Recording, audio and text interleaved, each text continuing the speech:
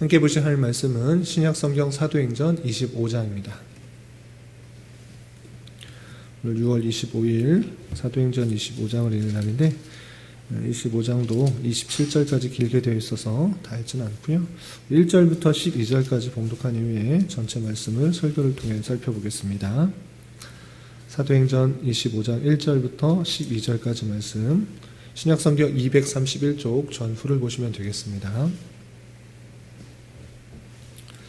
함께 봉독합니다. 베스도가 부임한 지 3일 후에 가이사랴에서 예루살렘으로 올라가니 대제사장들과 유대인 중 높은 사람들이 바울을 고소할세 베스도의 호의로 바울을 예루살렘으로 옮기기를 청하니 이는 길에 매복하였다가 그를 죽이고자 함이더라. 베스도가 대답하여 바울이 가이사랴에 구류된 것과 자기도 멀지 않아 떠나갈 것을 말하고 또 이르되 너희 중 유력한 자들은 나와 함께 내려가서 그 사람에게 만일 옳지 아니한 일이 있거든 고발하라 하니라. 베스도가 그들 가운데서 8일 혹은 10일을 지낸 후에 가이사랴로 내려가서 이튿날 재판 자리에 앉고 바울을 데려오라 명하니 그가 나오매 예루살렘에서 내려온 유대인들이 둘러서서 여러 가지 중대한 사건으로 고발하되 능히 증거를 대지 못한지라. 바울이 변명하여 이르되 유대인의 율법이나 성전이나 가이사에게나 내가 도무지 죄를 범하지 아니하였노라 하니 베스도가 유대인의 마음을 얻고자 하여 바울더러 묻되 내가 예루살렘에 올라가서 이 사건에 대하여 내 앞에서 신문을 받으려느냐? 바울이 이르되 내가 가이사의 재판 자리에 앞에 섰으니 마땅히 거기서 신문을 받을 것이라. 당신도 잘 아시는 바와 같이 내가 유대인들에게 불의를 행한 일을 없나이다. 만일 내가 불의를 행하여 무슨 죽일 죄를 지었으면 죽기를 사양하지 아니할 것이나 만일 이 사람들이 나를 고발하는 것이 다 사실이 아니면 아무도 나를 그들에게 내줄 수 없나이다. 내가 가이사께 상소하노라 한데 베스도가 배석자들과 상의하고 이르되 내가 가이사에게 상소하였으니 가이사에게 갈 것이라 하니라. 아멘. 네, 감사합니다. 오늘 말씀의 본문은 사도행전 25장입니다. 우리가 어제 살펴봤던 사도행전 24장에서는 벨릭스 총독에게 바울 사도가 갇히게 되고 그곳에 있음에도 불구하고 유대인들은 변호사를 대동하면서까지도 바울을 송사하는 모습을 살펴볼 수 있었습니다. 그럼에도 불구하고 바울의 죄가 인정되지 않고 증거를 댈 수 없음으로 말미암아 바울이 더 이상 죄에 있는 자가 아니라 그곳에 계속 안전하게 보호되고 있는 모습을 볼 수 있었습니다. 바울은 이렇게 가이사의 벨릭스 총독의 감옥에 있음에도 불구하고 틈이 날 때 그 벨릭스 총독에게 복음을 전하며 증거하는 사역들을 잘 감당하고 있었던 것을 살펴볼 수 있었습니다. 그리고 계속 이어지는 25장에서는 이 벨릭스 총독이 이제 자리에서 물러나고 다음 총독인 베스도라는 총독이 오게 되었을 때 나타난 일입니다. 그러면 베스도 총독 하에서는 어떤 일이 있었는지 또 내용을 좀 살펴보도록 하겠습니다. 25장 1절에서 보면 베스도가 부임한 지 3일 후에 있는데 바울 사도가 벨릭스 총독에서 약 2년 동안 그 감옥에 갇혀 있었습니다. 그리고 벨릭스 총독이 바뀌어서 이제 베스도로 총독으로 임하게 되고 이제 부임한 지 3일 후가 된 것입니다. 그때 어떻게 되는가? 이제 가이사랴에서 예루살렘으로 올라갔다 됐습니다.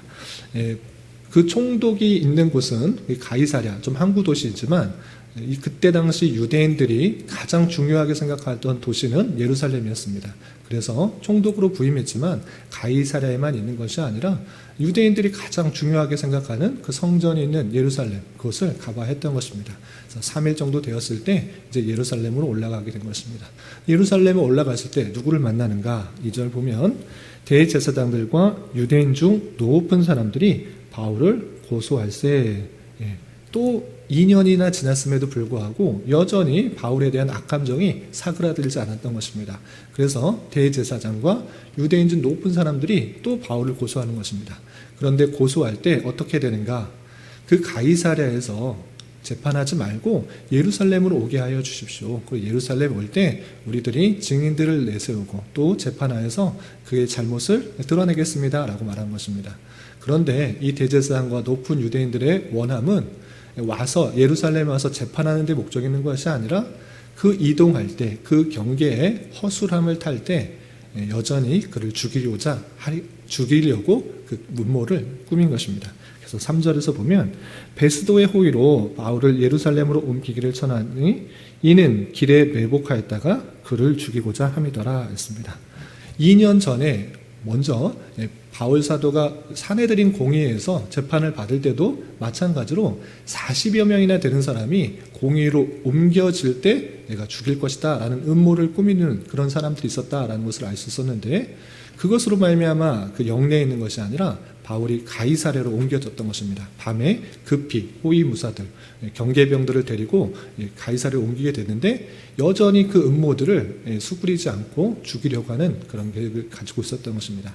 그래서 이제 총독이 바뀌었으니 재판을 이제 사내들인 공의에서 할 수 있도록 예루살렘으로 옮겨주십시오라고 정중하게 부탁을 했는데 그것을 재판을 하기 위함이 아니라 이동할 때 죽이려고 했던 그 음모를 계속적으로 가지고 있는 것입니다. 그런데 베스도는 그것을 허락하지 않는 것입니다.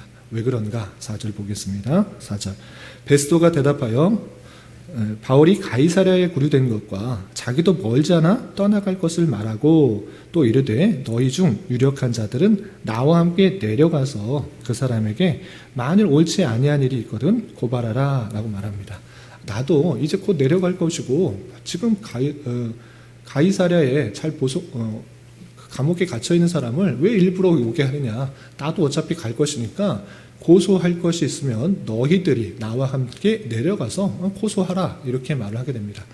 그래서 베스도는 약 8일에서 10일 정도의 예루살렘 그 체류 기간을 마치고 다시 가이사랴로 오게 됩니다. 그때 고소를 하려고 했던 베스도의 말을 듣고 함께 고소를 하려고 했던 사람들이 같이 옮기게 되는 것입니다. 그래서 6절에 보면 베스도가 그들 가운데서 8일 혹은 10일을 지낸 후에 가이사랴로 내려가서 이튿날 재판 자리에 앉고 바울을 데려오라 명하니 라고 하는데 베스도가 정말 일을 신속하게 진행하는 것을 볼 수 있습니다.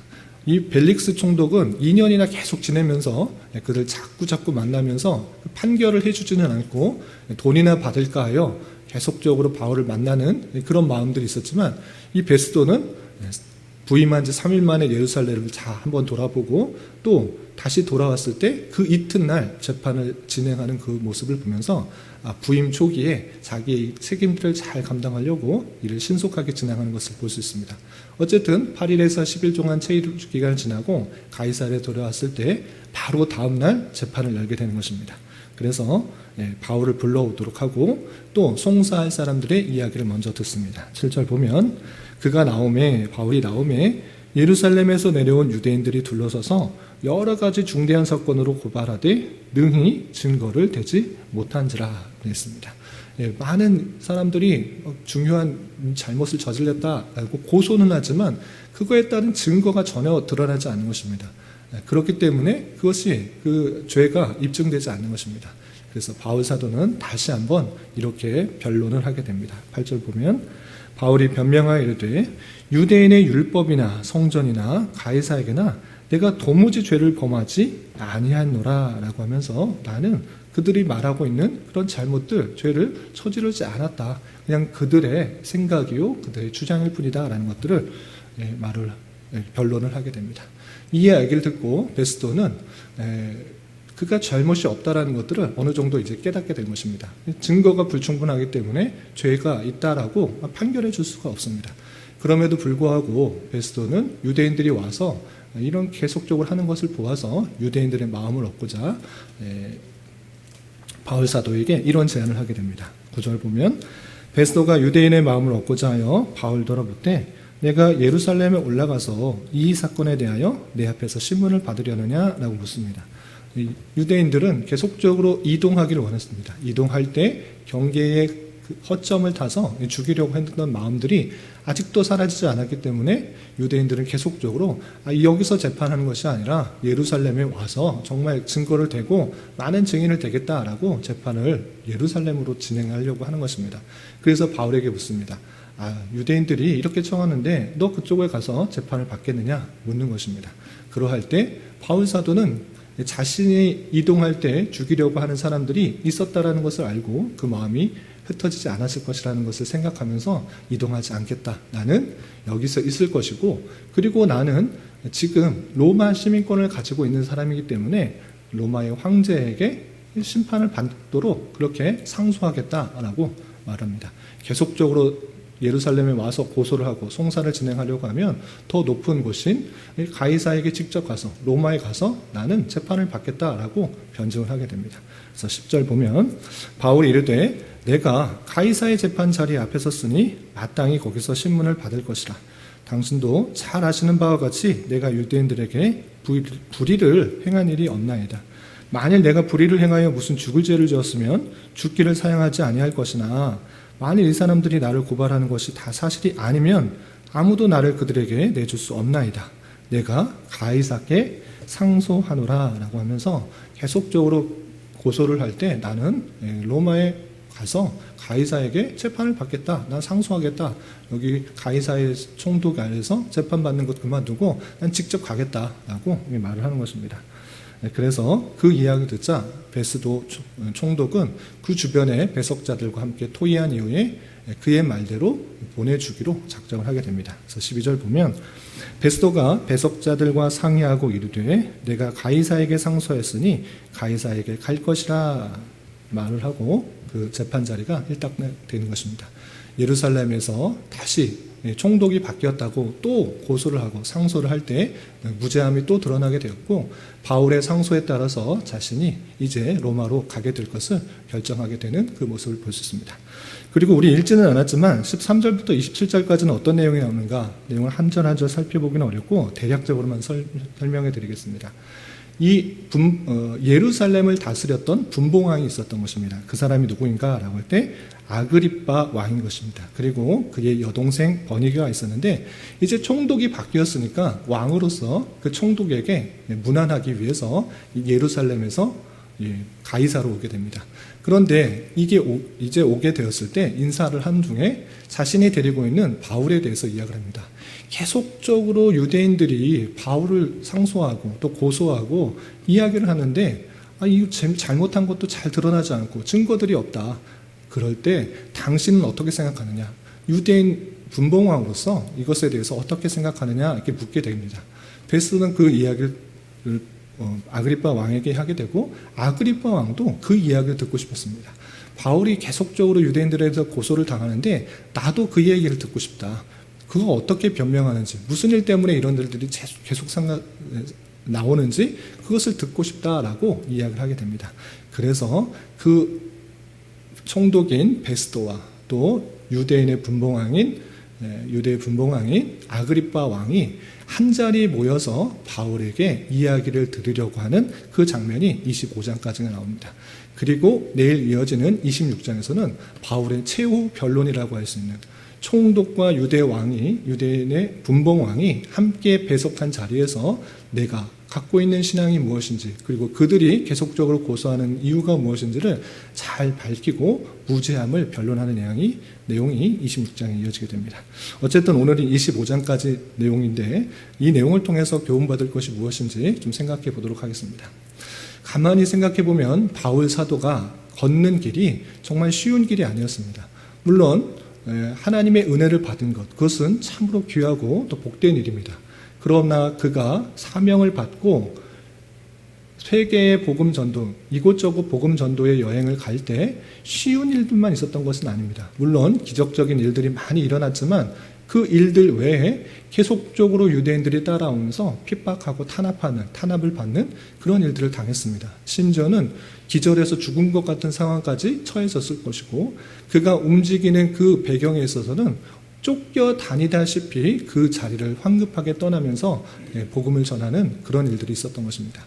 뿐만 아니라 예루살렘에 다시 되돌아왔을 때 많은 성도들의 헌금을 가지고 예루살렘 교회에 전달하기 위해서 예루살렘에 도달했을 때 그 유대인들이 이때가 기회다 생각해서 계속적으로 고소하고 또 송사를 걸어서 그의 죄를 드러내게 하려고 핍박받는 그런 일을 결박받고 또 핍박받고 탄압받는 일을 겪게 되는 것입니다.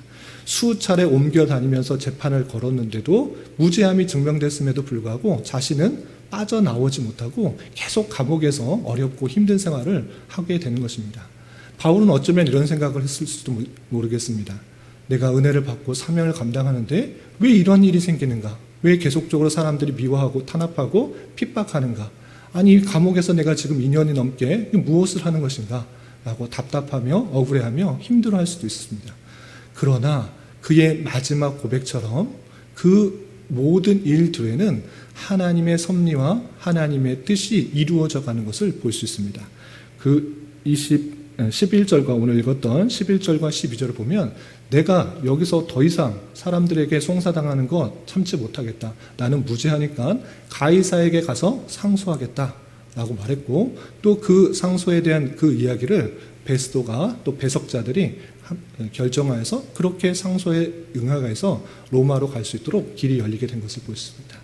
이 말씀을 통해서 하나님께서 바울에게 하셨던 말이 신실하게 이루어지고 있었던 것을 볼 수 있습니다.